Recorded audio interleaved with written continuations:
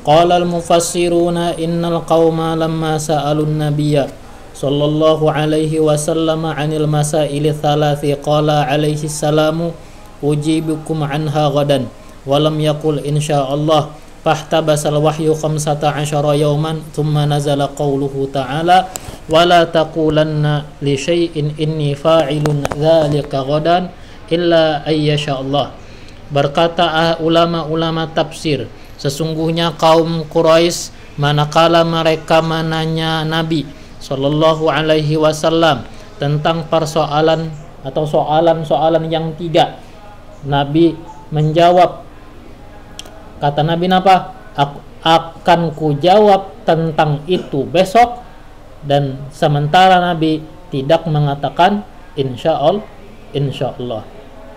Maka tertahanlah wahyu selama 15 hari.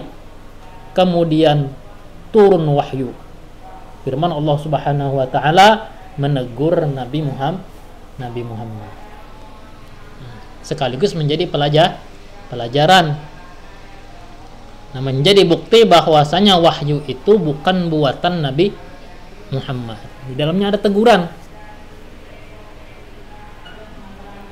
Apa maknanya? Janganlah engkau katakan bagi sesuatu pun sungguh aku akan melakukan demikian itu besok. Jangan gitu. Lah jangan padahkan karena esok nagawi. Illa ayyasha Allah, kecuali bahwa menghendaki Allah. Kecuali katakanlah juga insya Allah. Jadi yang menghendak pendek kene esok lah insyaallah. Nah, itu berberkat ya kah? Berberkat. Namun kita sertakan dengan insyaallah. Ini yang kada sekolah ini kada paham nih. Bi insyaallah pulang ini aja. Pasti aja pang ya. Justru bi insyaallah ini tuh hendak bepasti. Dan lawan pulang munya kada terjadi, kita kada salah. Takdir ngaranna ya kah? Wasababu fi annahu la budda min dzikri hadzal qawli insyaallah huwal insanu idza qala sa'af'alul fi'lal fulaniyya ghadan lam yab'ud ayyamuta qabla maji'il ghadi wa lam yab'ud aidan law baqiya hayyan ayyuqahu atau yu'awaqahu an dzalikal fi'li syai'un minal awaiqi fa idza kana lam yaqul insyaallah sara kadiban fi dzalikal wa'di wal kidbu munaffirun wa dzalika la yaliqu bil anbiya alaihimus salam.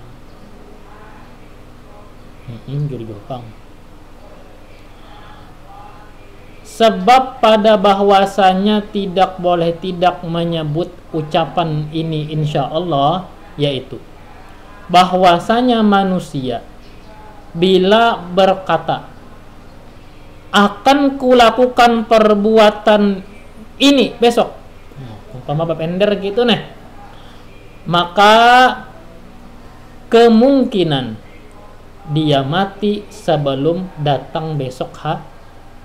Bisa aja ini mati.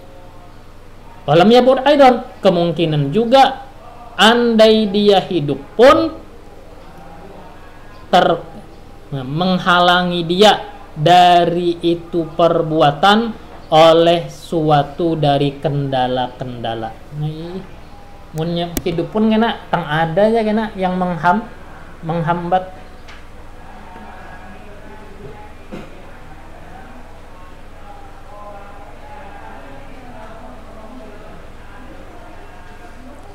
Nah, bila dia tidak mengatakan insya Allah ini, jadilah dia berdusta. Jadinya hukumnya dusta. Kalau tah, maka berjanji tadi jar.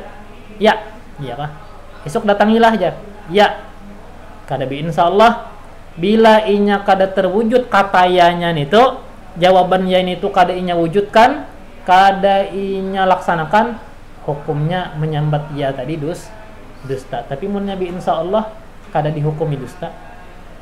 Kalau kita nyambat ya insya Allah, lalu kada tegawi, kada dianggap berdusta.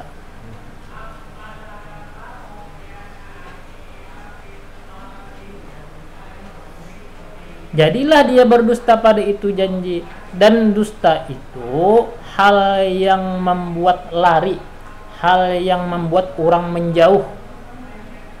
Wadalik, dan itu dusta pun tidak layak dengan para nabi alaihi wassalam.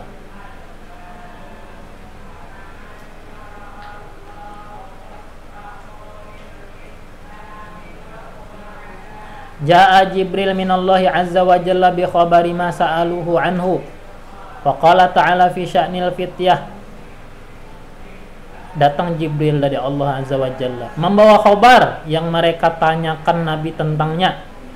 Berfirman Allah perihal pemuda. Pemuda apa? Yang tajun.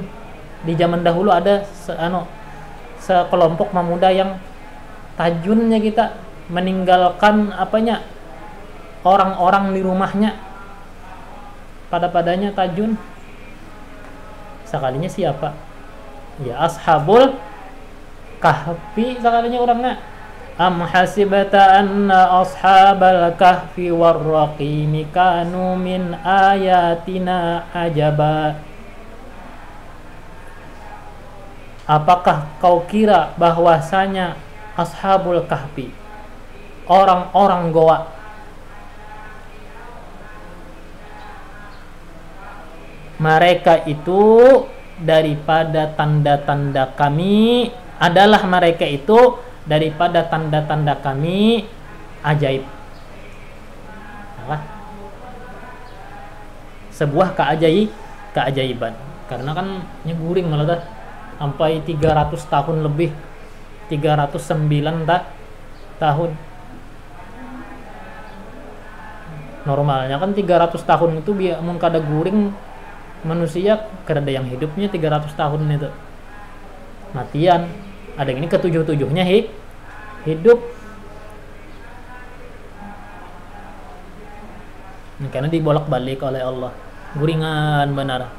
Supaya kada rusak anunya apa jasadnya dimakan tanah. Guring usik.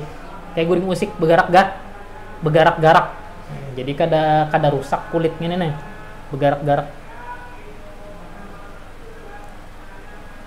Wa qala fi ma sa'aluhu anhu min amir rajulit tawab. Jibril pun Allah pun berfirman pada yang mereka tanyakan Nabi tentangnya perihal laki-laki penjelajah. Siapa sekalinya penjelajah itu? Raja Zulqarnain. Wa yas'alunaka 'anil qarnain qul sa'atlu 'alaikum minhu dzikran inna makkanna lahu fil ardi wa atainahu min kulli syai'in sababa fa'atba' sababa. Mereka tanya kamu tentang Zulqarnain, jawablah, katakanlah. Wah, mantap dah. Tuhan langsung melajari Nabi. Sa'atlu 'alaikum, akan kubacakan atas kamu darinya atau tentangnya zikron, suatu kisah. Maka Nabi lengkap di Quran dalam membacakan inna makkanna lahu fil ardi wa atainahu, sesungguhnya kami kuasakan bagi dia itu raja di muka bumi ini. Raja Zulqarnain ini penguasa dunia di zamannya. Maka di zamannya menjadi penguasa dunia. Wa atainahu min kulli syai'in sababa, kami beri dia dari setiap sesuatu sababan. Sababan itu enggak ada salah tafsirnya, jalan lah kita cari pengen.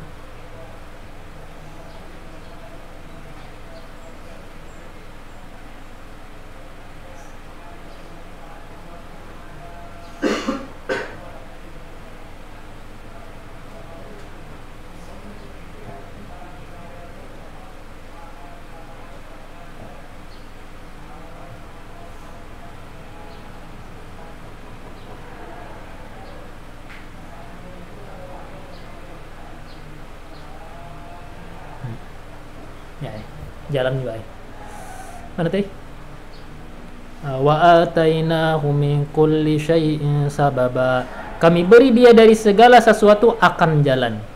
Fa atba'a sababa, lalu dia mengikuti jalannya, jalan yang bisa menyampaikan ke ketujuan. Jadi kemana Sidin hendak, dimudahkan Allah jalannya. Makanya Sidin tuh penjelajah. Ila akhiril kisah. Wa qala ta'ala, Allah pun berfirman, fima sa'aluhu anhu min amrir ruh. Pada yang mereka tanya Nabi tentangnya dari perihal ruh. Wa yas'alunaka 'anir ruh, qulir ruhu min amri rabbi wa ma utitum minal ilmi illa qalila. Mereka tanya kamu tentang ruh, jawablah, ruh itu urusan Tuhanku. Artinya lain urusan Nabi Muhammad. Tidaklah engkau diberikan pengetahuan kecuali sedikit. Jadi ada yang dijawab Nabi lewat Quran, ada yang Nabi kada jawab. Walaupun seandainya bisa aja Allah Ta'ala kasih tahu, tapi tidak diperintah untuk menyampaikan. Disuruh simpan di sorong aja, ya kan? Ya kan pertanyaannya 3 tentang pemuda yang kabur daripada tempatnya, kemudian laki-laki yang penjelajah, kemudian tentang ruh. Disuruh Yahudi, kalau semalam nakuni 3 pertanyaan ini, munnya dasar bujur kau wajar. Apa namanya menjawab yang 3 ini berarti Nabi itu aja. Wa qad ayyada hadhihi riwayah ad-doktor bacaan itu ya. Itu ngaran bahasa Inggris tuh lah. Tapi kalau di Google Translate aja menjadi itu ngarannya timbul aja entah.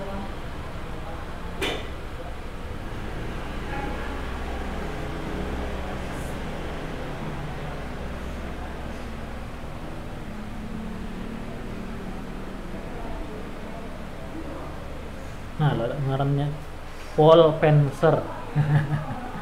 Dr. Wolfenser, nah itu anunya bahasa tulisan asingnya nih gitulah. Wolfenser aja lah. Wolfenser itu bahasa asing. Oh bukan penson ya kak, Wolfenson. Jadi dibacanya Wolfenson. Memperkuat riwayat ini Dr. Wolfenson dari Israel atau orang Israel, mudarrisul lughatis samiyah, dosen bahasa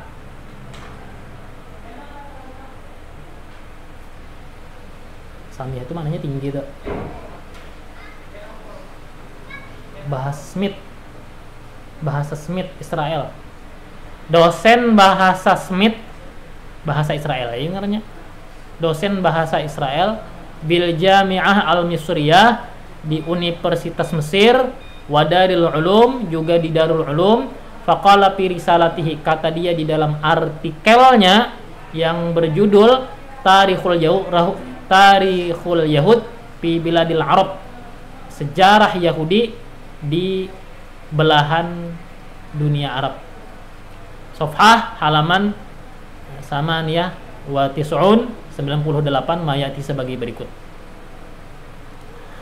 Wa yanfi ba'dul mustasyrikin sihhata hadzal qissatil khatirah.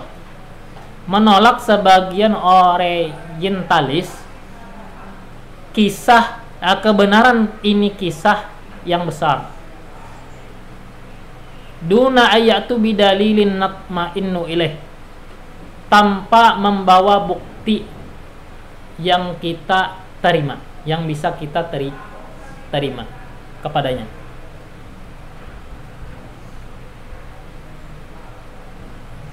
Wal haqqu anna minal asiri inkara riwayatin tarikhiyatin kanat sababan fi nuzuli suratil kahfi wal ayatil khassati birruh wa dzil qarnain wa indana dalilun yahmiluna ala i'tiqadi bi anna hadhihi riwayata minal muhtamali an takuna waqi'iyatan wa hiya anna fit Talmud qissatun masyhuratun tushbihu qissata ahlil kahfi wa min hadhil qissati akhadha ahbarul yahudi al as'ilata allati wajjahuha lirrasuli biwasitati wabdi Quraisyin Wa yu'ayyidu hadhihi al-qissata ma dhahabna ilaihi min annahu lam yakun bi Makkah ahadun minal yahud id law wujida minhum fi Makkah ma awfada Quraisy wafdahum ilal madinati liyas'alu ahbarul yahud an sya'nin nabi wa idza wujida minhum ahadun fala budda ayyakuna ghaira alimin. Oh, jujur juga. Apa di dalam kata sidin tadi? Wal haq, yang benarnya adalah termasuk sulit mengingkari riwayat sejarah yang menjadi sebab pada turun surah Al-Kahfi dan ayat-ayat khusus tentang ruh dan tentang Dzulqarnain. Dan di sisi kita, kami pun punya dalil, kata yang siapa tadi, Dr. Wolfenson tadi. Kami pun punya dalil yang mendorong kami meyakini bahwasanya riwayat ini kemungkinan memang terjadi. Yaitu bahwasanya di dalam kitab Talmud pun, itu kitabnya orang Yahudi apa Talmud? Mana dia? Talmud. Nama kitab Yahudi. Di dalam Talmud pun ada kisah masyhur yang serupa dengan kisah Ahlil Kahfi ini, Ashabul Kahfi ini. Dan dari ini kisahlah mengambil atau kita menjadilah pendeta-pendeta Yahudi itu atau menjadikan pendeta-pendeta Yahudi itu akan pertanyaan-pertanyaan yang mereka arahkan kepada Rasul melewat delegasi atau utusan dari Quraisy. Dan memperkuat cerita ini oleh yang kami berpendapat kepadanya bahwasanya tidak ada di Mekah satupun orang Yahudi di zaman Rasulullah. Karena andai pun ditemukan daripada mereka di Mekah, maka tidak perlu mengirim Quraisy itu akan utusannya. Nah, ya kedua usah mengirim utusan, mun ada aja orang Yahudi di Mekah. Nah, jadi maka tidak perlu orang Quraisy mengirim utusan mereka ke ilal Madinah, ke Madinah maksudnya. Liyas'alu ahbarul yahud, agar menanyai pendeta Yahudi perihal Nabi. Dan bila pun ditemukan daripada mereka satu Yahudi, maka tentulah Yahudi itu kada alim jua. Mun ada jua orang Yahudi di Mekah zaman Rasulullah, tentu aja kada alim. Bukti kada alim, kenapa jadi harus ke Madinah mengirim orang? Jadi di zaman Rasulullah itu Yahudi adakah di Mekah aja? Kada. Bukti kada, makanya mengirim orang ke Madinah untuk mencari tahu tentang Rasulullah dari Yahudi. Andai pun ada Yahudi di Mekah, ya ada, bukan golongan orang-orang berilmu. Makanya tadi sampai harus ke Madinah tadi mencari tahu tentang Nabi Muhammad. Wa anzalallahu Allah subhanahu wa ta'ala.